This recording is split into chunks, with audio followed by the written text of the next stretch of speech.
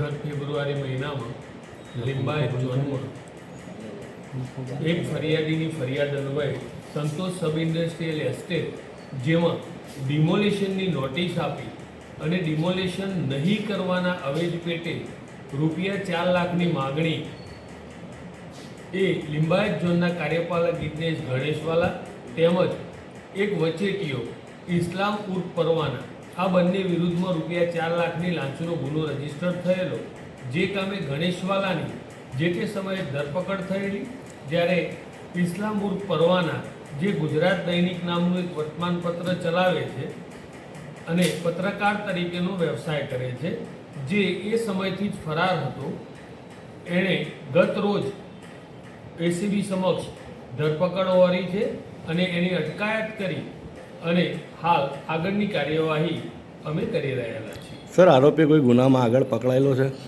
એ દરેક મુદ્દાઓની તપાસ છે. અમને મળેલા સાહેદો, અગાઉની એની ક્રિમિનલ હિસ્ટ્રી, આ દરેક મુદ્દાઓ અમે ઇન્વેસ્ટિગેટ કરી રહ્યા છીએ. આજ નામદાર કોર્ટ સમક્ષ એના મેક્સિમમ રિમાન્ડ મેળવી આ જે 5 માસ સુધી ભાગતો ફર્યો એ સમય દરમિયાન એને કોણે કોણે સહકાર આપેલો છે, એ કયા કયા શહેરોમાં અથવા તો ભારતના અન્ય કયા કયા રાજ્યોમાં ભાગેલો છે, તેમજ આ જે 4 લાખ રૂપિયાની રિકવરી છે એ માટે પણ અમે નામદાર કોર્ટ સમક્ષ આ રજૂઆત કરી અને રિમાન્ડ મેળવીશું અને જે બી પરિણામો ભવિષ્ય આગળના મળશે તમને જણાવીશું. સાહેબ, ટ્રેપ દરમિયાન આ પરવાના કઈ રીતે ભાગી છૂટ્યો હતો?